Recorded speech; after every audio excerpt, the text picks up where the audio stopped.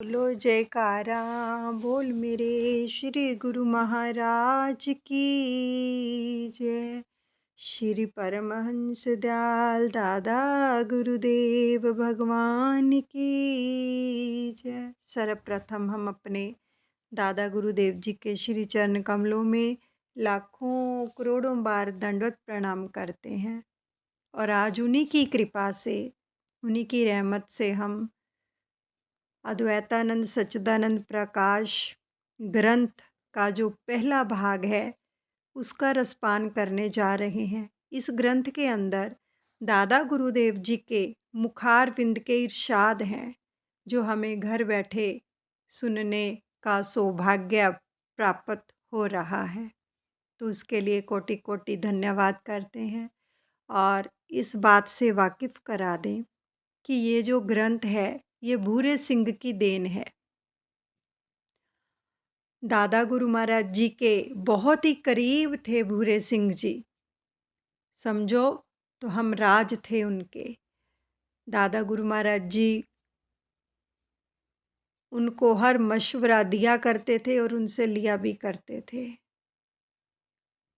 तो आइए हम दादा गुरुदेव जी के मुखारविंद के इरशाद श्रवण करें।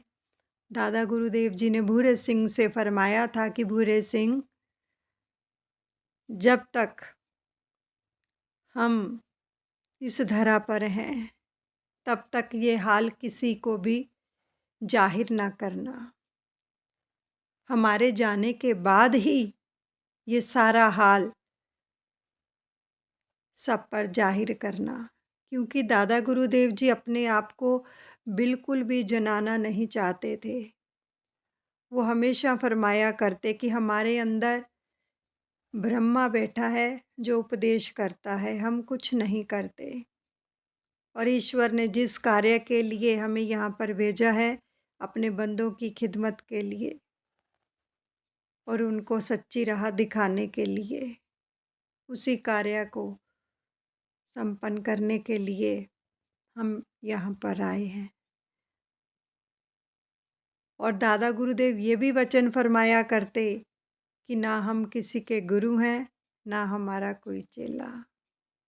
अवधूत अवधूत हैं वो। चलिए आइए श्रवण करते हैं दादा गुरु महाराज जी के मुखारविंद के वचन। पहला इरशाद। एक रोज इरशाद हुआ कि जब हमारे वालिद बुजुर्ग गवार पूज्य पिताजी की उम्र 5 बरस की हुई तो नियमानुसार उनकी पट्टी पुजवाई गई और संस्कृत विद्या का आरंभ हुआ। थोड़े अरसे ही में खूब विद्या हासिल कर ली और आपकी शादी रामधन पांडे, चंद्रात्रेय गोत सकना, माझी इलाका नंदपुर, जिला सारण की लड़की से हुई थी। इन वचनों में दादा गुरुदेव जी अपने पिताजी का हाल बयां कर रहे हैं।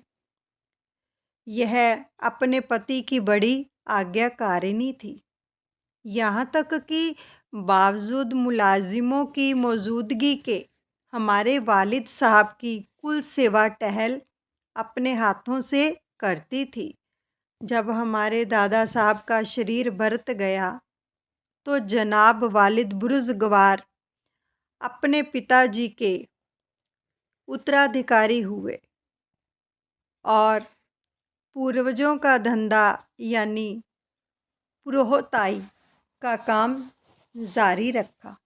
चूँकि संस्कृत विद्या खूब हासिल कर ली थी और स्वभाव बहुत ही शांत और शीतल था, बड़े हंसमुख आदमी थे, तो इसलिए शहर भर में आपकी बड़ी प्रतिष्ठा थी और लोग बड़े प्रभावित थे।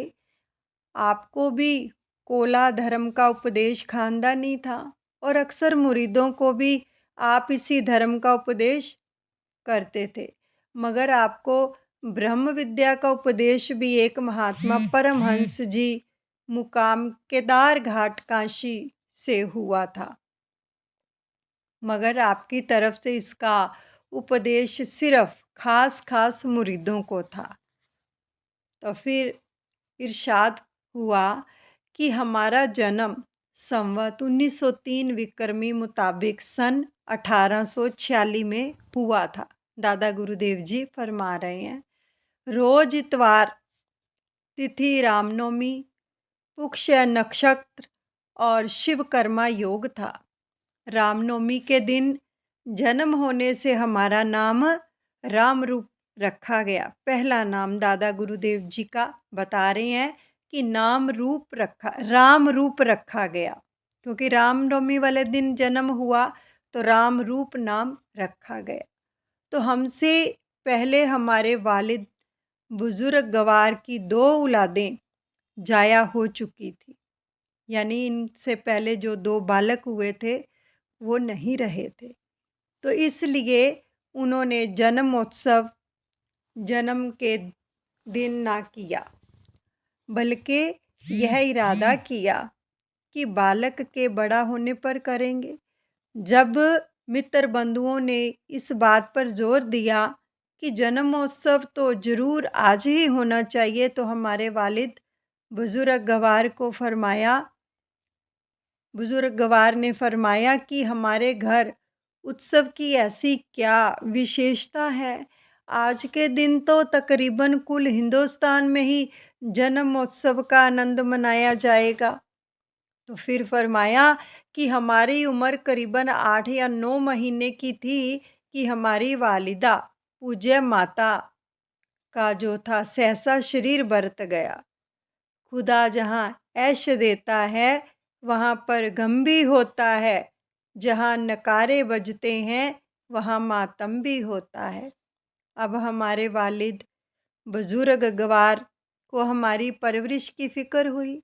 हालांकि हमारे वालिद बुजुर्ग गवार के हज़ारों ही मुरीद सेवक थे, मगर उनकी ख़ास मोहब्बत व जो तवज्जो थी वो एक साहब लाला नरहर प्रसाद कोम कायस्थ श्रीवास्तव से थी।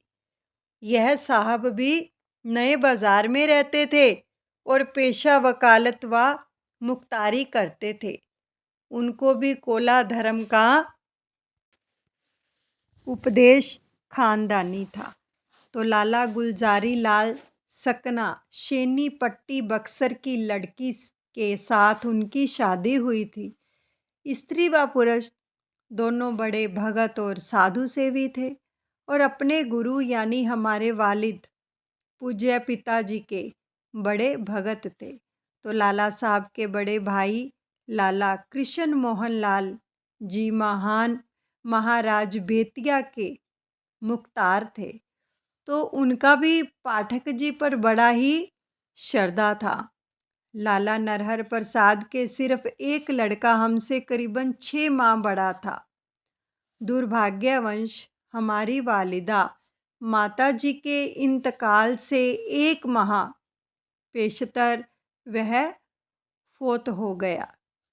तो इसलिए हमारे वालिद साहब ने हमारी वालिदा माजिदा की वफ़ात के बाद हमको लाला साहब के सुपुर्द कर दिया, ताकि हमारी परवरिश भी बखूबी हो जाए और उनका भी गम गलत हो जाए। तो लाला साहब और उनकी जो शीलवती स्त्री ने हमारी परवरिश सिर आँखों पर कबूल कर ली। अलगर्ज हमने कायस्थनी माई का दूध पीकर ही परवरिश पाई और वे दोनों हमको अपने सगे बच्चे से भी ज़्यादा अजीज़ रखते थे और ऐसा लाड चाव करते थे कि हमको कभी अपने माता पिता का अकस्मात भी चितवन ना हुआ। लाला साहब ने एक बंदी मुसम्मा जो मिर्चिया और उसके लड़के दिल सिंगार को हमारी सेवा के लिए मुकर्रर कर दिया था। उन दोनों ने भी हमारी बहुत सेवा टहल की। और फिर फरमाया कि हमारे वालिद बुजुर्ग गवार के शिष्यों में जैसा प्रेमी लाला नरहर प्रसाद थे, वैसे ही उनके सत्संगियों और साथियों में से लाला देवी प्रसाद कोम कायस्थ, आमिष्ट, कोल धर्मी और सरश्तदार फौजदारी थे। और जिस तरह लाला साहब पूर्वोतक ने हमारी परवरिश की थी, उसी तरह से सरश्तदार साहब ने हमको धर्मोपदेश की। चूँकि लाला साहब व सरश्तदार साहब हर दो असहाब कायस्थ थे और उन लोगों में बजाय हिंदी व संस्कृति के फ़ारसी व अरबी का ज़्यादा रिवाज था। तो इसलिए जब हमारी उम्र 4 बरस और 4 महीने की हुई, 4 बरस और 4 महीने की हुई, तो उस वक्त हमारी फ़ारसी व अरबी तालीम शुरू हुई और जनाब सरश्तदार साहब की तवज्जो और कोशिश से बहुत जल्द उद्देश्य प्राप्ति के बाद ज्ञान प्राप्ति ख़त्म हुआ। इसके अतिरिक्त लाला साहब के यहाँ दिन रात मामला मुकदमा का ही चर्चा रहता था और या मुक़िबलों का हजूम या खाने बनाने और तैयार करने की बातचीत हुआ करती थी, क्योंकि लाला साहब को उम्दा व नए खानों का बहुत ही शौक़ था। तो हमेशा नए नए खाने बनाने की तरकीबें मालूम करना और फिर उनके मुताबिक खाने तैयार होने। और चूँकि लाला साहब खुद सत्संगी और सामान्य और बड़े रसूख के आदमी थे, इसलिए अक्सर बड़े बड़े रईस व सत्संगी पुरुष मिलने को आया करते थे। तो सज्जन पुरुषों की गुफ्तगू और सोहबत से हमको भी बहुत लाभ होता था। फिर फरमाने लगे कि सम्मत 1908 में जब हमारी उम्र 5 बरस की हुई, तब हमारे वालिद बुजुर्ग गवार ने भी चोला त्याग दिया 5 बरस की आयु में। तो वालिदा साहब की मृत्यु का तो हमको होश ही क्या था, बहुत छोटे थे तब तो। अलबत्ता वालिद बुजुर्ग गवार की वफ़ात का ज़रूर ख्याल है, यानी पिताजी की जब मृत्यु हुई तो होश था। मगर लाला साहब और उनकी धर्मपत्नी ने इस नाज़ो मोहब्बत से परवरिश की कि भूलकर भी वालदैन की याद आने का मौका ही नहीं दिया। लाला साहब को ख्याल था कि जो हसरत व अरमान हमारे वालदैन हमारी तरफ से अपने दिल में ले गए हैं, उनको यह बखूबी अंजाम देकर उनकी रूह को तसल्ली बख्शेंगे। मगर कुदरत को यह बात मंजूर ना थी। उसने तो हमको अपने काम के लिए पैदा किया था, तो इसलिए सबकी सरपरस्ती और साया से निकालकर अपने ही साया में ले लिया। तो एक दिन इरशाद हुआ कि मुसम्मी पंडित भैरव शुक्ल सकना, खलपुरा जिला सारन, हमारे वालिद बुजुर्गवार के पास रसोइये थे। मगर बाद में उन्होंने जनाब वालिद साहब से विद्या भी पढ़ी और अन्य रुचियों की बाबत भी उनको उपदेश हुआ। गोया शिष्या का संबंध हो गया था और कुछ रिश्तेदारी भी थी। इसकी वजह से हमारे पिताजी को मामा कहकर पुकारते थे। तो गुरु दक्षिणा की कार्रवाई और हमारा यज्ञोपवीत संस्कार उन्होंने ही करवाया था। तो यह हमारा द्विज संस्कार करीबन 9 बरस की उम्र में हुआ था। यह हमको राम नारायण के नाम से पुकारते थे, राम नारायण के नाम से पुकारते थे। तो एक रोज़ फरमाया कि सम्मत 1917 में जब हमारी उम्र 14 बरस की थी, उस वक्त हमारे पोषक पिता जनाब लाला नरहर प्रसाद साहब का भी स्वर्गवास हो गया। उनकी देहांत का हमको बहुत रंज हुआ कि हमारे वालिद साहब को परमहंस केदार घाट काशी वालों से ब्रह्म विद्या का उपदेश मिला था। तो इसलिए परमहंस जी अक्सर उसके पास जाया आया करते थे और चूंकि लाला साहब ने पाठक जी से उपदेश लिया था, तो इसलिए परमहंस जी की लाला साहब के यहाँ भी आना जाना था। तो बाद वफ़ात यानी मरने के बाद लाला साहब जब तक उनकी स्त्री जिंदा रही, उस वक्त तक परमहंस जी महाराज की आमदोरफ्त बराबर जारी रही। इन महात्मा की निस्बत ज़्यादा हालात तो हमको मालूम ना हो सके, मगर यह बड़े कामिल बुजुर्ग थे और हमसे बड़ी मोहब्बत करते थे और हापू बाबा के नाम से बुलाया करते थे दादा गुरुदेव जी को। तो सबसे पेशातर ब्रह्म विद्या और ब्रह्म ज्ञान का उपदेश और अंत लाभ हमको इन बुजुर्गों से ही हुआ था। तो फिर एक रोज़ फरमाया कि जनाब लाला नरहर प्रसाद जी की वफ़ात के बाद एक मर्तबा परमहंस जी महाराज तशरीफ़ लाए, तो हमने अपना दिली मनोरथ उन पर जाहिर कर दिया और ऐसी ख्वाहिश जाहिर की कि मेरा इरादा जो है गृहस्थ आश्रम ना करके जो है साधु होने का है, आपकी क्या आज्ञा है। यह सुनकर उन्होंने फरमाया कि भाई हापू, देखो दुनिया में जो काम सिलसिला और कायदा यानी विधि विधान से किया जाता है, वही उम्दगी और खूबी के साथ होता है। अब तुम्हारा ब्रह्मचर्य अब करीब करीब पूरा हो चुका है। पहले गृहस्थ आश्रम में दाखिल हो, उसके बाद वानप्रस्थ, फिर सन्यास का जो है मुजायका नहीं है सन्यास का। तो यह साधु होने की तुमको अभी से क्या सूझी है। देखो गृहस्थ बंधन नहीं है। जो दिल से इसको झूठा समझकर इंसाफ और मेहनत से धन पैदा करता है और मुनासिब तौर पर अखराजात और हाजतमंदों की हाजत यानी ज़रूरत पूर्ति करता है और अपने संबंधियों की खिदमत, मसीते, इज़्ज़ती, प्रभु की भक्ति समझकर बतौर फ़र्ज़ अदा करता है, वह भी आज़ाद ही है। गृहस्थ आश्रम के बराबर हमने तो कोई आश्रम व धर्म देखा ना सुना।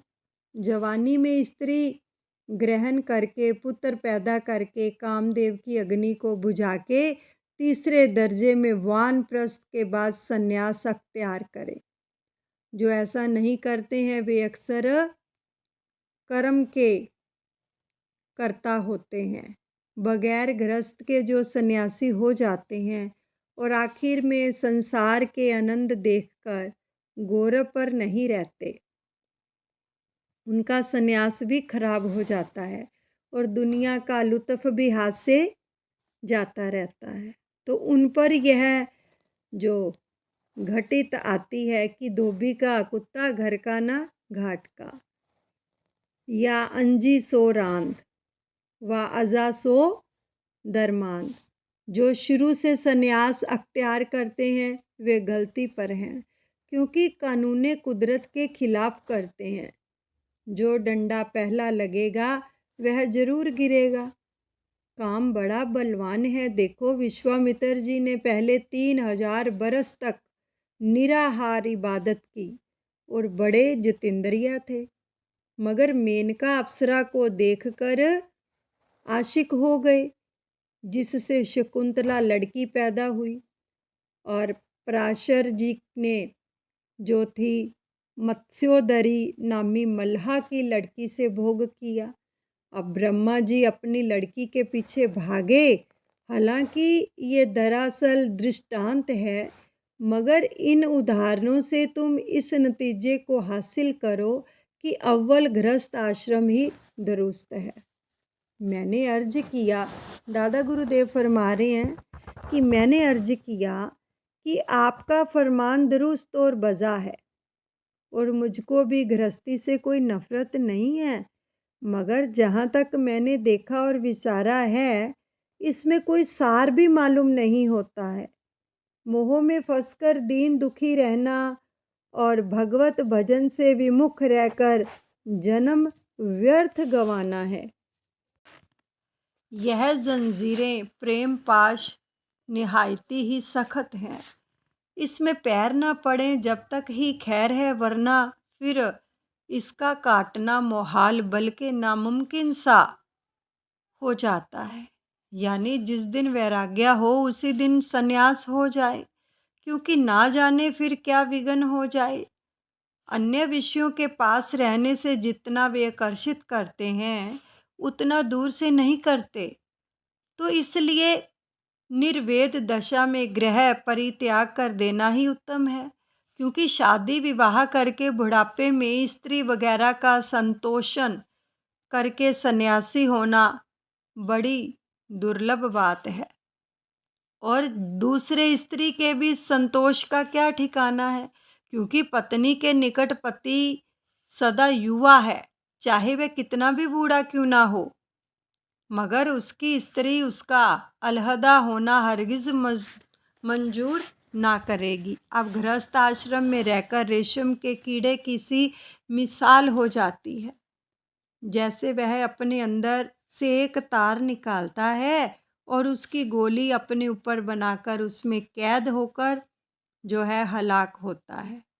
इसी तरह इंसान अपने दिल से कामनाओं और अभिलाषाओं के तार निकालकर अपने को कैद कर लेता है और बला में गिरफ्तार हो जाता है। और गृहस्थ आश्रम में ये बातें लाजिमो मलजूम हैं। अगर आप यह कहें कि आज़ादी और गिरफ्तारी का बाइस इंसान ही का दिल है, तो आश्रम पर इसका कोई निर्भर नहीं। सो आप अच्छी तरह जानते हैं कि वैराग्य और अभ्यास से जब तक दिल अच्छी तरह काबू में ना कर लिया जाए, उस वक्त तक मुमकिन नहीं कि गृहस्थ में फंसकर जो है मुब्तला ना हो। ज़रूर बिल ज़रूर हो। अलबत्ता जब पूरा ज्ञान हो जाए और अभ्यास से उसको काबू में कर लें, उस वक्त कोई मज़ाइका नहीं, चाहे गृहस्थ आश्रम में रहें, ख्वाह सन्यासी हो जाएं। इसलिए इस जालिम को काबू में किए बगैर गृहस्थ होने में मुझको अंदेशा है। एक दिल में उल्फतें दो दो समा सकती नहीं। कबीरा मन तो एक है, भावें नेह लगाए, चाहे हर की भक्ति कर, चाहे विषय कमाए।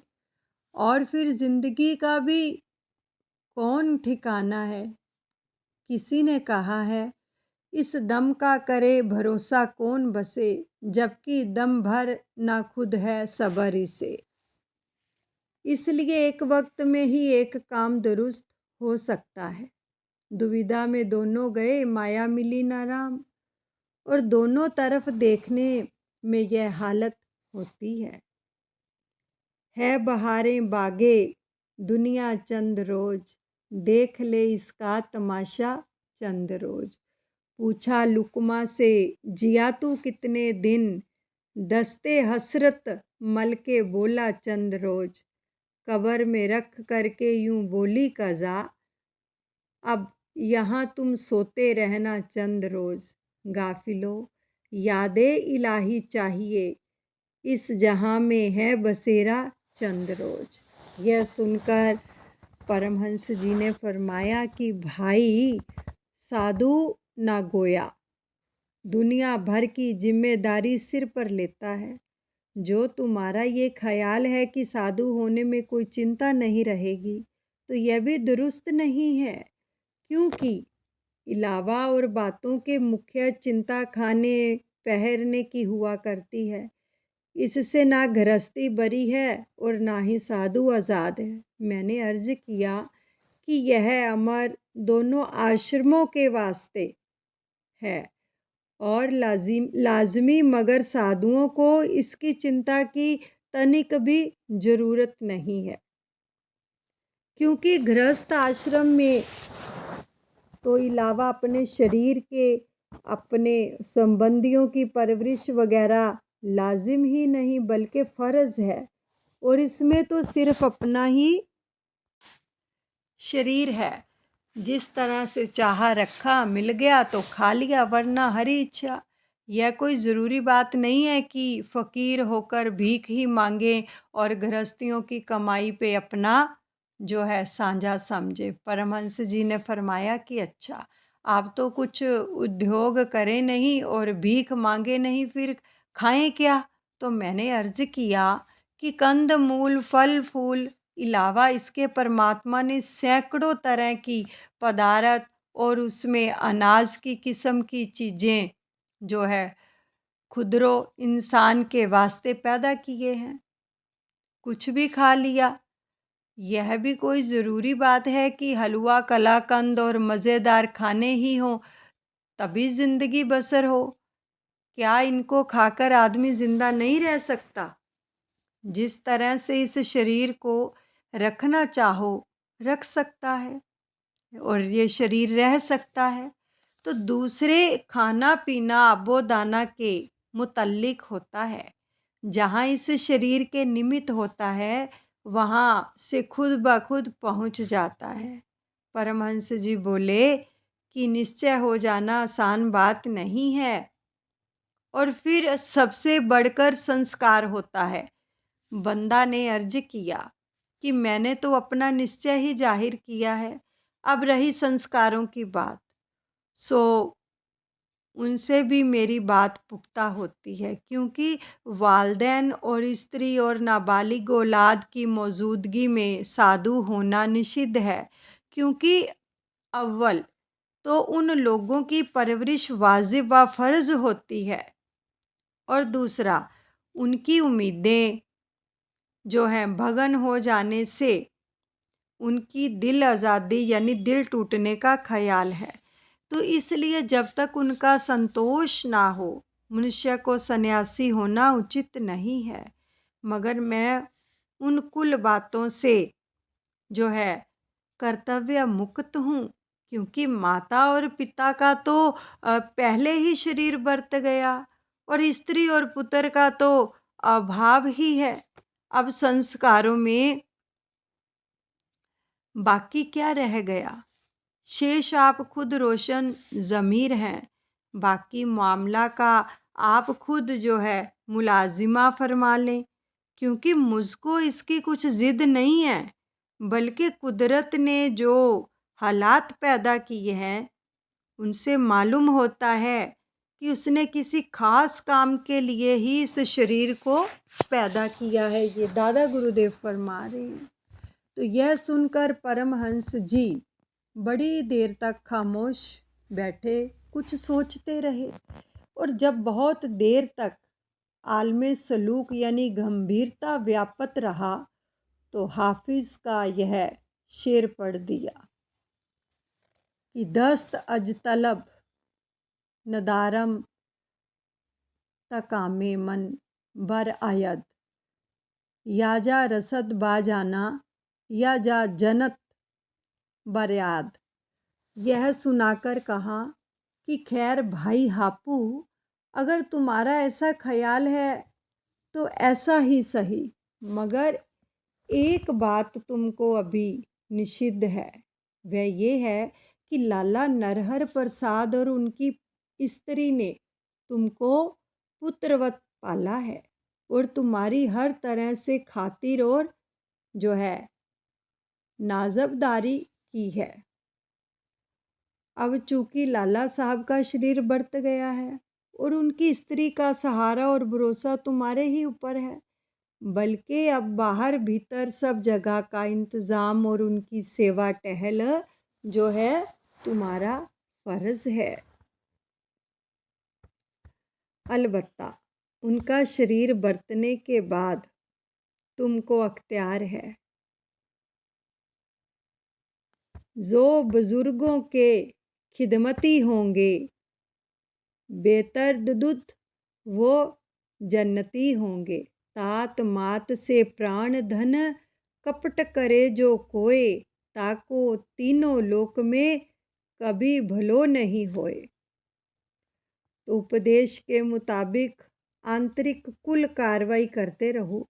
मगर ज़ाहिरा तौर पर अलहदगी दुरुस्त नहीं है, बल्कि अपना यह ख्याल भी उन पर ज़ाहिर ना होने देना, वरना इस बुढ़ापे में उनकी मुफ़्त दिल आज़ारी यानी मानसिक कष्ट होगा उनको। तो इसके बाद हमको परमहंस जी ने कुछ ख़ास उपदेश किया और फरमाया कि हमने तो दिल मूंड कर साफ दिया है, माथा हंजाम से जो है मुड़वा लेना। ये परमहंस जी ने दादा गुरुदेव जी को फरमा दिया कि हमने तो दिल मूंड कर साफ कर दिया है और अब माथा हंजाम से मुंडवा लेना। यहीं पर हम विश्राम देते हैं। बोलो जयकारा बोल मेरे श्री गुरु महाराज की जय। दादा गुरुदेव भगवान की जय। सब अपने दादा गुरुदेव के चरणों में अर्पण करते हैं। दादा गुरुदेव अनुचित क्षमा करें। धन्यवाद।